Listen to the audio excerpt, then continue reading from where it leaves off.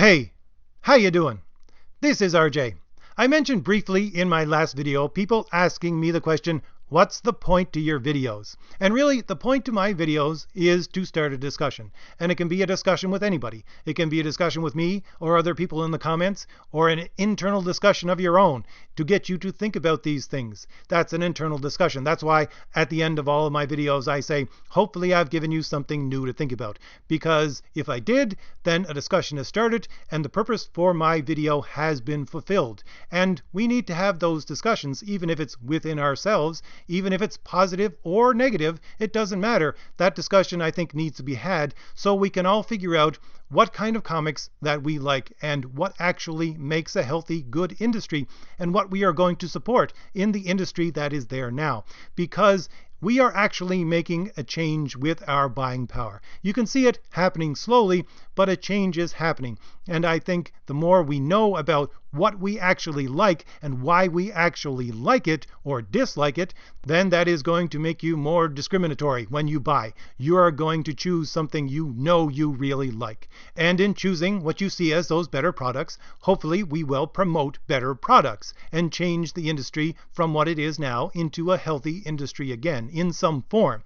And as I said, we can already see this happening because we know now from Disney itself that last year Marvel Comics didn't do so well. And we know it didn't do so well because the customers weren't buying. And that's one of the ways that we are affecting the industry with our buying power. And one of those things that was propping up that failing industry, we also know is starting to fail. And that would be trade paperbacks. We know from the massive sell-off of trade paperbacks from Marvel and other companies to these bargain stores that they just can't get rid of them as much as they thought they could. And they were using trade paperbacks to prop up that dying industry. And so now that that is starting to erode away, then they're going to have to do something, hopefully, to produce better comics. But there's something I want to talk about today, which is another thing that they're using to prop up their industry, which I think we need to get rid of. And that is the fact that they are using collectors to prop up their industry. We know this. They've stated this, that they are putting out these multiple covers and jacking up the price so that they can make it look like they're actually making money, because 2017, that's what they did. They sold less comics, but made more money because they were jacking up the price and putting out all of these multiple covers. And they're just using collectors in order to keep their failing industry alive. And we need to start sawing at that leg of support so that it breaks. Because we need to show collectors that it's no good buying new books anymore. And that's what I want to talk about today. Because honestly, as a collector, and looking at the statements that are out there today by the comic industry and about the comic industry, I can positively say that new comics are not collectibles, and we need to stop treating them as such. You've probably heard about that article or seen some of that article where the person who owns the largest comic store chain in the Southeast United States said that 90% of those new comics that come in are worthless.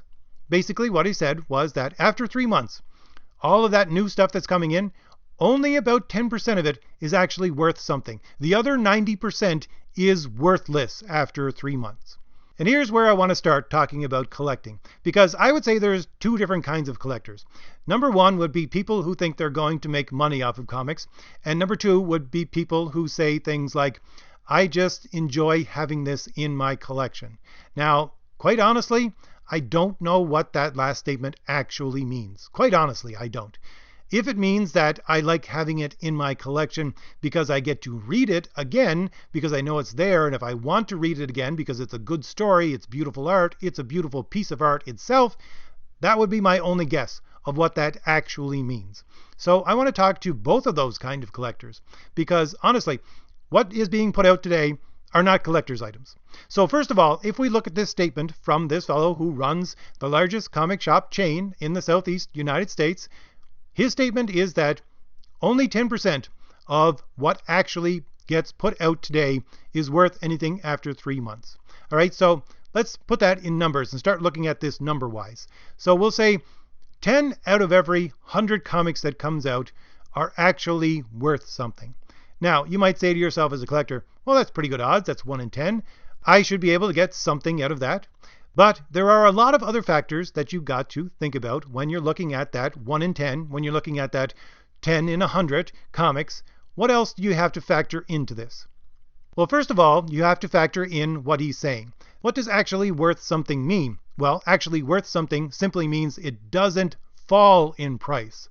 All right, it's not saying it's going up in price, it's saying it simply does not fall in price. So here you have books that are in that 10%, and of those that are in that 10%, I would say anything that is below $20 is not actually a collectible. All right, I have all these videos suggested to me by people saying, look, here's some collector's items that are worth $20. I'm sorry, anything that's $20, that's not a collector's item as a comic.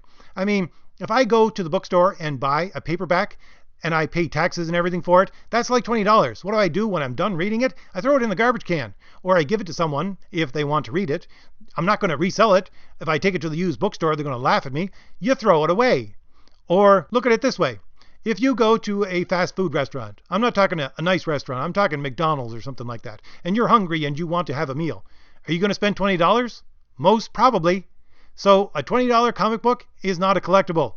It's lunch money.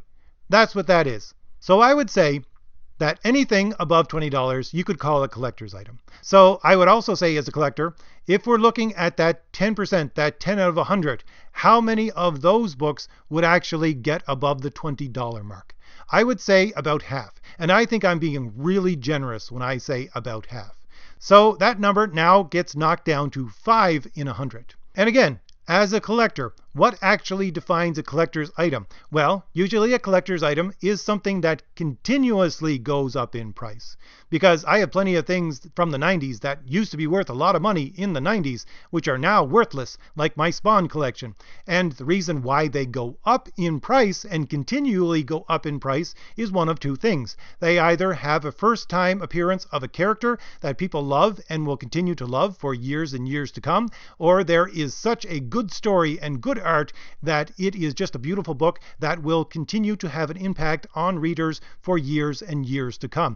And you are not getting that with anybody today. You are not finding that anywhere with comics. But again, I'll be generous and I'll say how many of those books that are actually going to be above $20 and go up above $20 are actually going to continue to either stay above $20 or just to continue to rise in price and then become a collector's item. Again, as a collector, I would say about 20%. That would be the average that I would look at when I'm looking back at my stuff that I own. About 20%, and that's me being generous once again. So, we already knocked it down to 5 in 100. You're looking at 20% of 5. What's that? That's 1 in 100. So you're looking at something that's going to be collector's item. You're only going to get one book out of every 100 books that come out. Now, quickly, let's look at the other side of it. If you're going to actually get these 1 in 100 books, how many books do you have to buy? I would say, absolute minimum, you would have to buy 4 titles a week in order to get a good number of these collector's items, this 1 in 100. And if you're buying 4 books a week, that's $20 a week that you're spending on comics. Now, correct me if I'm wrong, but I think that the comic from 2018 that went up the most in price would be Batman Damned. It's now worth $80. And you say to yourself, look, it's worth $80. There is a lot of money. I just made a lot of money. I have a good comic there. But if you're spending $20 a week, that's $1,000 a year. More than $1,000 a year. And there's no way, there's absolutely no way you're going to get enough of those 1 out of 100s that are going to be worth enough, like Batman Damned, to go up to $80 or more, that you're going to make back that $1,000. There is absolutely no way that's going to happen. Now, I can hear someone say, listen, stupid, I'm going to keep them for 20 years and they're going to be worth a lot more. Let's look at that. Again, the thing that just pops into my mind, a collector's item from 20 years ago, would be the first appearance of Deadpool. Now, if you have a mint condition copy of this comic and you find the right sucker on eBay, you could possibly get $1,000 for it. And you'll say, look, there, I made my $1,000 back. But no, that's 20 years from now. If you're spending $1,000 a year, that's $20,000 that you've spent. There's no way, there's simply no way you're going to actually make money. You are actually buying at a loss. All right, so there is no collector's items if you are actually collecting to make money. It's like saying, I'm going to buy lottery tickets, but I'm going to spend more on lottery tickets than I'm actually going to make if I win the lottery. And look, whoopee, I won. It doesn't matter. You're buying at a loss. And besides that, with every multiple cover that they put out, with these covers that are coming out with 20 different covers for a comic, you're either going to have to spend more than your normal $20 per week to get that 1 in 100, or every time they put out one of these multiple covers, your chances drastically decrease whether or not you're going to get this 1 in 100. All right, so there's no way you're making money on these collectibles. Just not happening. And the other thing that is connected to this, which I did talk about in another video, so I'll try to do it briefly here as well, but I'll link that video at the end of this one in case anyone wants to watch that, is the fact that, are you actually going to have something that you can sell as a mint condition comic in 20 years? I would say no, for multiple reasons. First reason is this, and this would apply both to people who are trying to make money for a comic and people who want to read that comic and just say, I want to be a collector because I want to have this in my collection. This is for both of those kinds of collectors. Number one is the fact that I used to do research for a long time, and I got to know a lot of archivists and got to peek into their little world. And one of their expressions that they use is this: 2 moves is as good as a fire. I guess it really should be 2 moves are as bad as a fire. That is to say, if you have sensitive documents and you wish to keep them in good condition, and comics are documents, and if you want to keep them in mint condition, you want to keep them in good condition, if you move them twice, that is to say, if you move their location, let's say you move, and you're moving the location of all your books as well, if you do that twice, it damages those books just as much as if you had a fire in your collection. Literally. This is what archivists actually say. And you should trust these people when they're talking about documents because they've been compiling information for hundreds and hundreds of years on these kinds of things. So, can you positively say that within the next 20 years, you're not actually going to move twice? I mean, I think very few of us can say that. You're not going to actually move twice within the next 20 years. Because if you do, and you take your collection with you, and you move it twice, they're no longer going to be in mint condition. It's just not going to happen. I mean, you can have them bagged and boarded and in the proper boxes and everything. That movement is damage. And my last point that I went over in that other video from before is just the icing on the cake. It's the fact that the paper and the ink that every comic book is using right now, but especially Marvel, every comic book I would say, but especially Marvel, these are so cheap, the ink and the paper are so cheap that they cannot get through one normal use of the product that it's supposed to be used for before it starts to degrade. Let's take our example of the worst offender here, which is Marvel. If you take a Marvel book home and you actually read it, that is to say, you pick it up with your nice clean hands and you read it, that book, when you are done reading it, is going to have degraded beyond the point. It's no longer going to be in mint condition. It's just not going to be there because some of the ink is going to come off on your hands. Therefore, you cannot use this product once for what it was intended to be used for, which is to be read, before it starts to degrade. That is cheap paper and cheap ink. Now, in my other video, I said these two things are toxic. And when I said that, what I meant was that the ink is actually toxic to the paper. I firmly believe that. I'm still waiting for someone to do some stress tests to point this out, but I firmly believe that is the case. They do not bond together in the way that they're actually supposed to do. It's just not happening. And I'll pull in some of my personal experience on this at the end, just, again, to put the cherry on the top of this cake. Because I don't buy Marvel comics especially, but not many new comics off of the shelf. Because I know they're going into the dollar bin. And I'll just go and get some good comics out of the dollar bin. Why should I spend $5 on a book? So I don't buy things off the shelf very often. And when I go and buy them from the dollar bin, you know, sometimes they're banged up and they have smudges on them and everything else. And I think to myself, well, I paid $1 for it. I really don't care. And it's probably just normal wear and tear, and that's why it's in the dollar bin. Somebody read it, and therefore that's why it's in this condition. Somebody didn't keep it in the proper bag or the proper box, and that's why it's in this condition. That was my thought. until I went and purchased the other week, right off of the shelf, Conan the Barbarian #1. And you have to remember that this is a big deal for Marvel. Not only is this a #1, but this is a #1 of a character that they're getting back. They promoted this all over the place. They had at least 20 multiple covers on other books with Conan on them in order to promote this. It's all over their webpage. It's all over their Twitter page. This is actually a big deal for them for the comics. So they're putting out this #1, Conan the Barbarian.